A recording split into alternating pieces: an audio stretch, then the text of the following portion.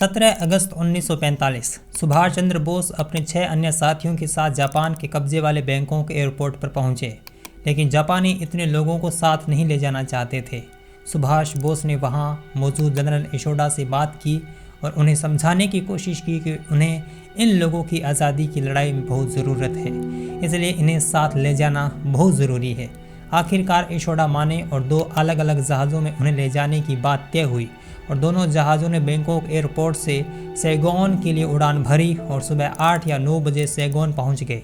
लेकिन वहां से आगे जाने के लिए जापानी 2 अलग अलग जहाज़ मुहैया नहीं करवा सकते थे, लेकिन एक प्लेन ज़रूर मौजूद था जो टोक्यो जा रहा था, जिसमें 11 लोग पहले से बैठे हुए थे। वहां सुभाष चंद्र बोस को आगे जाने के लिए एक सीट की पेशकश की गई, लेकिन सुभाष बोस ने अकेले जाने से मना कर दिया। लेकिन उसके बाद बोस के साथियों ने उन्हें समझाया कि उन्हें सुरक्षित जगह पर जाना बहुत ज़रूरी है।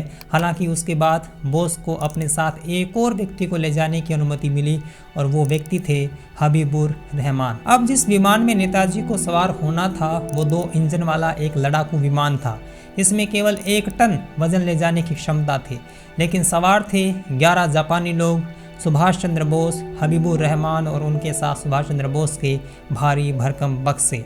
लेकिन उसके बावजूद करीब शाम 5:20 पर विमान ने टुरेन के लिए उड़ान भरी और टुरेन पहुंचते ही वहां पायलट ने विमान में से कुछ वजन कम करने के लिए कुछ हथियार और मशीन गन वगैरह हटाए और अगली सुबह 18 अगस्त 1945 को विमान ने टुरेन से ताइपे के लिए उड़ान भरी और सुभाष बोस का विमान ईंधन के लिए ताइपे हवाई अड्डे पर रुका। दोबारा उड़ान भरते ही एक जोर की आवाज़ सुनाई दी। बोस के साथ चल रहे उनके साथी हबीबुर रहमान को लगा कि कहीं दुश्मन की विमान भेदी तोप का गोला तो उनके विमान को नहीं लगा है, लेकिन नहीं, विमान के इंजन का एक प्रोपेलर टूट गया था।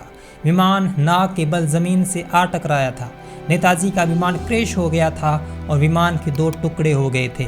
सुभाष बोस के कपड़े पेट्रोल से भीग गए थे और उसके बाद उनके कपड़ों में आग लग गई थी। हादसे में बचे हबीबुर और मेजर ताकाशी ने बोस के कपड़ों की आग को बुझाने की कोशिश की, लेकिन बोस की हालत गंभीर हो गई थी। आनन फानन में नेताजी को पास ही के एक मिलिट्री हॉस्पिटल में पहुंचाया गया, जहां पर नेताजी का इलाज शुरू हुआ। शाम 8 या 9 बजे के बीच नेताजी की मौत हो गई, उन्हें नहीं बचाया जा सका। 20 अगस्त के दिन सुभाष बोस का अंतिम संस्कार ताहिकू में कर दिया गया और 23 अगस्त को जापान की एक संस्था ने खबर जारी करके सूचना दी कि सुभाष बोस की विमान दुर्घटना में मौत हो गई है। 14 सितंबर 1945 को बोस के अवशेषों को टोक्यो में मौजूद रेंकोजी मंदिर में रख दिया गया। लेकिन इस पूरी कहानी पर आज भी बहुत से लोग यकीन नहीं करते। इतने बड़े लीडर का विमान दुर्घटनाग्रस्त हो गया, लेकिन न उस विमान की फ़ोटो, न सुभाष के शव की फ़ोटो, न डेथ सर्टिफिकेट। और बाद की जांचों में रहस्य और गहराता चला गया। सुभाष की मौत से जुड़े सवाल आज भी जिंदा हैं और अनेक थ्योरीज सामने आई हैं, जिनमें कहा गया है कि ये कहानी सिर्फ गढ़ी गई। बोस का विमान दुर्घटना में निधन नहीं हुआ था, वो बरसों तक जीवित थे और गुमनामी में ज़िंदगी बिताई। इन थ्योरीज में कितना सच है, इस वीडियो में समझने की कोशिश करेंगे।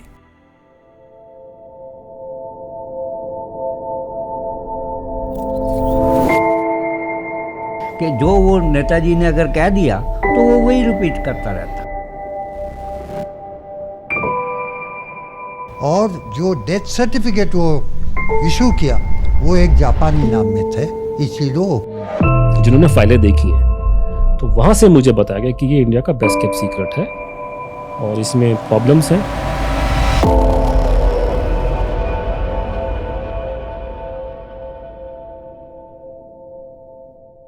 अप्रैल 2015 में आईबी की 2 फाइलें सार्वजनिक हुई। उन फाइलों के मुताबिक आज़ाद भारत में करीब 2 दशक तक आईबी ने नेताजी के परिवार की जासूसी की।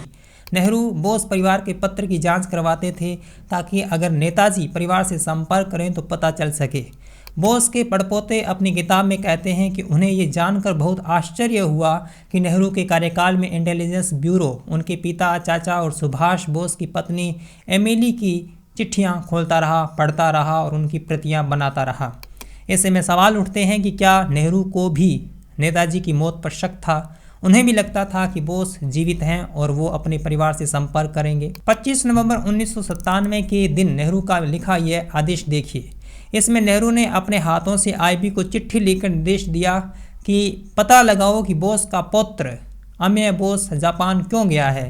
वहाँ क्या कर रहा है, क्या वो रेंकोजी मंदिर भी गया था? इससे जाहिर होता है कि देश के प्रधानमंत्री नेहरू को भी बोस की रहस्यमयी मृत्यु पच नहीं रही थी। साल 2016 में जब भारत सरकार ने नेताजी से जुड़ी फाइल्स को सार्वजनिक किया तो ये बात सामने आई कि अस्थियों के रखरखाव के लिए भारत सरकार की तरफ से रकम अदा की जाती है। साल 1967 से 2005 तक भारत ने मंदिर को 52,66,278 रुपये दिए थे। नेताजी की इन कथित हस्तियों को देश लाने के अनेक प्रयास हुए। जवाहरलाल नेहरू ने सन 1950 के दशक में अवशेषों को हासिल करने की कोशिशें की थी, लेकिन कहते हैं कि बोस के परिवार ने उनकी मौत को स्वीकारने से इनकार कर दिया। ऐसे में नेहरू अवशेषों को भारत नहीं ला सके। साल 1979 में जब मोरारजी देसाई देश के पीएम थे तो जापानी मिलिट्री इंटेलिजेंस ऑफिसर ने उनसे संपर्क किया था। इस ऑफिसर के बोस की इंडियन नेशनल आर्मी के साथ करीबी संपर्क थे।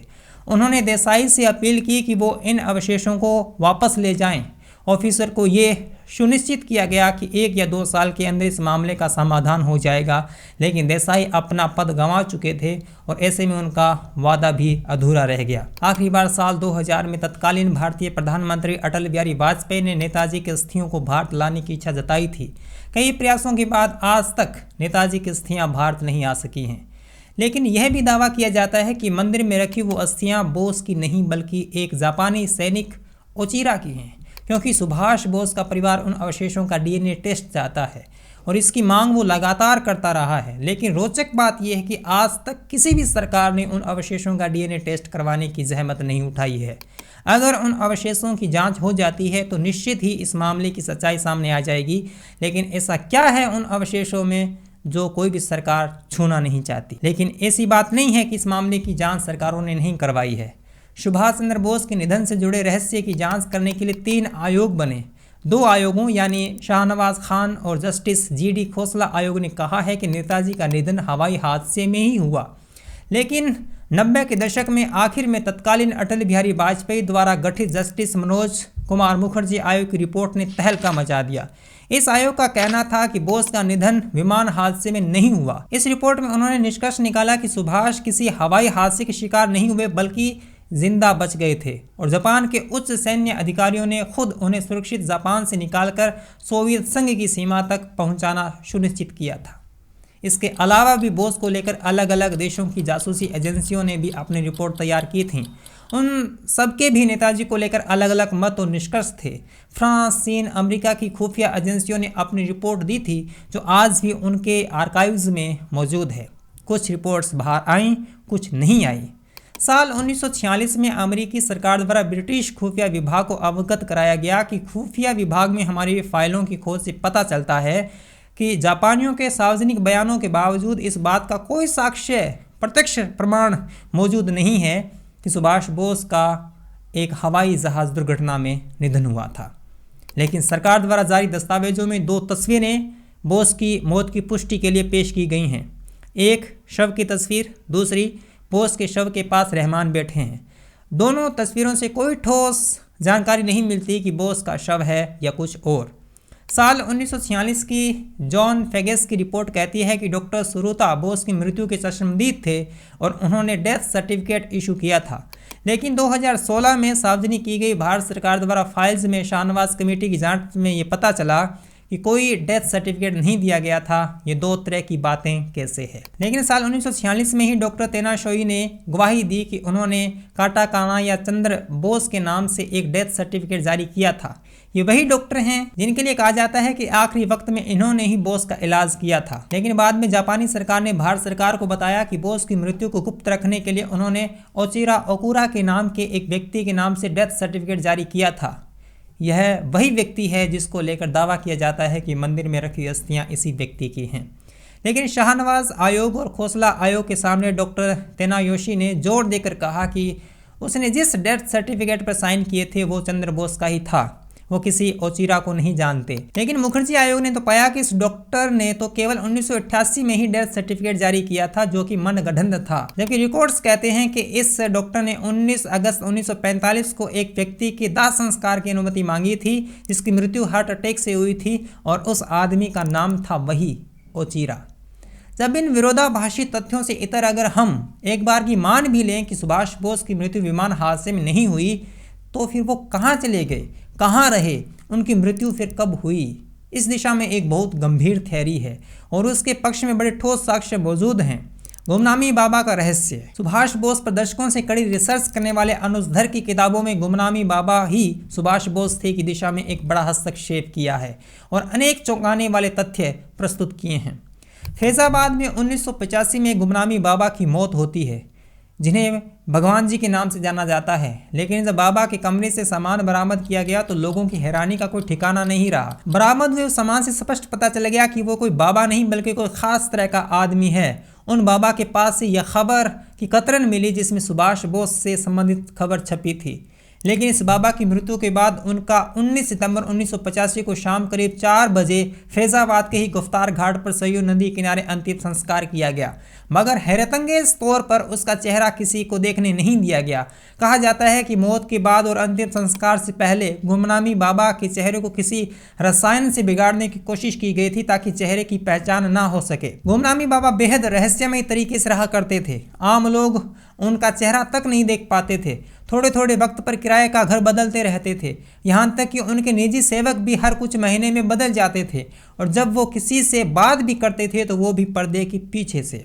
लेकिन उनकी मृत्यु के बाद उनके पास से कई बक्सों में बंद सामान जब बाहर निकाला गया तो अचानक चर्चा शुरू हो गई कि गुमनामी बाबा कोई और नहीं बल्कि नेताजी सुभाष चंद्र बोस ही थे। आज तक की रिपोर्ट के मुताबिक जो सामान गुमनामी बाबा के पास से मिला था उसमें कोलकाता में हर साल 23 जनवरी को मनाए जाने वाले नेताजी के जन्मोत्सव की तस्वीरें थी, लीला रॉय की मौत पर हुई शोक सभाओं की तस्वीरें थी, नेताजी की तरह के दर्जनों गोल चश्मे थे, 555 सिगरेट और विदेशी शराब थी, सुभाष चंद्र बोस के माता पिता और परिवार की निजी तस्वीरें थी और एक रोलेक्स की जेब घड़ी थी और आज़ाद हिंद फौज की एक यूनिफॉर्म थी।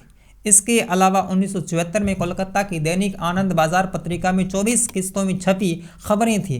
जर्मन, जापानी और अंग्रेजी साहित्य की ढेरों किताबें भी मिली थी। भारत चीन युद्ध संबंधी किताबें भी वहां से मिली जिनके पन्नों पर टिप्पणियां लिखी गई थी। सुभाष चंद्र बोस की मृत्यु की जांच के लिए बने शाहनवाज कमेटी, खोसला कमेटी की जो रिपोर्टें थी वो भी मिली थी। सैकड़ों टेलीग्राम और पत्र आदि जिन्हें भगवान जी के नाम पर संबोधित करके लिखे गए थे वो सब मिले थे। यही नहीं, हाथ से बने हुए उस जगह के नक्शे भी बरामद हुए जहां नेताजी का विमान क्रैश हुआ था। आज़ाद हिंद फौज की गुप्तचर शाखा के प्रमुख पवित्र मोहन रॉय के लिखे एक बधाई संदेश भी बरामद हुए थे। जब ये सारा सामान एक साथ बरामद हुआ तो हैरानी का कोई ठिकाना नहीं रहा। चश्मदीद सामने आने लगे। फिर एक अहम बात का पता चला कि उत्तर भारत का एक आम गुमनामी बाबा भला जर्मन, अंग्रेजी, जापानी और बंगाली भाषा इतनी धाराप्रवाह कैसे बोल सकता है, और ये सब वही जुबानें हैं जो नेताजी सुभाष चंद्र बोस बोला करते थे। आखिरी वक्त में गुमनामी बाबा फैजाबाद के राम भवन में 2 कमरों के मकान में रहते थे जहां उनकी मौत हुई। गुमनामी बाबा की मौत के बाद सामान में कुछ ऐसी बातें भी बाहर आईं जिनको लेकर लोगों का यकीन सा होने लगा कि यही गुमनामी बाबा नेताजी हैं। 17 सितंबर 1985 को रात 9:30 बजे 10 बजे के बीच जब गुमनामी बाबा ने आखिरी सांसें ली तब उनके साथ सिर्फ उनकी सेविका जगदम्बे और सेवक कृष्ण गोपाल श्रीवास्तव थे। कहा जाता है कि बाबा की मौत के बाद उनके सेवक उनकी संपत्ति और विरासत पर कब्जा करने के लिए आपस में लड़ पड़े। उनके कमरे पर दोनों ने अलग अलग ताले लगा दिए। बाबा के पास 22 बड़े बड़े संदूक थे जिसमें सारा सामान रखा था। हालांकि इस दौरान स्थानीय प्रशासन ने उनके घर पर पहरा लगा दिया। ऐसा दावा किया जाता है कि बाबा के जीवित रहते हर 23 जनवरी को कोलकाता से कुछ खास लोग बाबा जी के पास आते थे। आपको यहाँ बता दूं कि 23 जनवरी को सुभाष बोस का जन्मदिन होता है, लेकिन उनकी मौत के बाद उनके सेवकों के इल्तला करने के बाद भी कोई भी बाबा के अंतिम दर्शन करने के लिए, अंतिम संस्कार में शामिल होने के लिए नहीं आया। कहते हैं जब गुमनामी बाबा की मौत के बाद उनके नेताजी होने की बातें फैलने लगी तो नेताजी की भतीजी ललिता बोस कोलकाता से फैजाबाद आईं। गुमनामी बाबा के कमरे से बरामद सामान देखकर वह फपक कर रो पड़ी और उन्होंने कहा कि ये सब कुछ सामान मेरे चाचा का है। गुमनामी बाबा ही सुभाष चंद्र बोस हैं। इस बात को लेकर अनेक जगह प्रदर्शन हुए, मांग उठी जो काफ़ी लंबे समय तक चले। उसकी वजह से सरकार को मजबूरन एक आयोग गठित करना पड़ा, मुखर्जी आयोग, जिसका मैंने पहले जिक्र किया, जिसकी फाइंडिंग्स थी कि बोस की मृत्यु विमान हादसे में नहीं हुई थी। लेकिन यह आयोग ये साबित नहीं कर पाया कि गुमनामी बाबा ही सुभाष बोस थे। गुमनामी बाबा और बोस परिवार के डीएनए में आपसी समानता पाई गई। आधी समानता तो लगभग मिल गई थी। 4 म्यूटेशन मैच पाए गए थे और बाद में जब अनुज धर और उनकी टीम द्वारा किसी अमेरिकी विशेषज्ञ से गुमनामी बाबा की हैंडराइटिंग और सुभाष बोस की हैंडराइटिंग में जब समानता की जांच करवाई गई तो रिपोर्ट में हैंडराइटिंग्स मैच कर गई थी। जिसको लेकर स्पष्ट रूप से उन्होंने दावा किया कि गुमनामी बाबा ही सुभाष बोस थे। ये घड़ी देखिए, कहा जाता है कि ये घड़ी सुभाष बोस के हाथ से खोलकर लाई गई थी जो उनके परिवार को सौंपी गई थी, लेकिन दावा है कि सुभाष बोस कभी ऐसी घड़ी नहीं पहनते थे। वो गोलाकार बड़ी घड़ी पहनते थे, वैसी ही जैसी गुमनामी बाबा के यहाँ से मिली थी। तो कुल मिलाकर कहा जा सकता है कि इस मिस्ट्री में अनेक ऐसे तथ्य हैं जो चौंकाते हैं और कुछ ऐसे सवाल हैं जिनके जवाब बरसों से नहीं दिए गए हैं। आखिर क्यों नहीं उस मंदिर में रखी अस्थियों की जांच करवाई जाती? आखिर क्यों नहीं गुमनामी बाबा के रहस्य को ठीक तरह से स्टडी किया जाता? आखिर क्या राज है? कब तक बच्चों को यह पढ़ाया जाता रहेगा कि सुभाष बोस की मृत्यु विमान हादसे में हुई? अगर हुई तो बोस के परिवार की मांगों को क्यों ठुकराया जाता रहा है?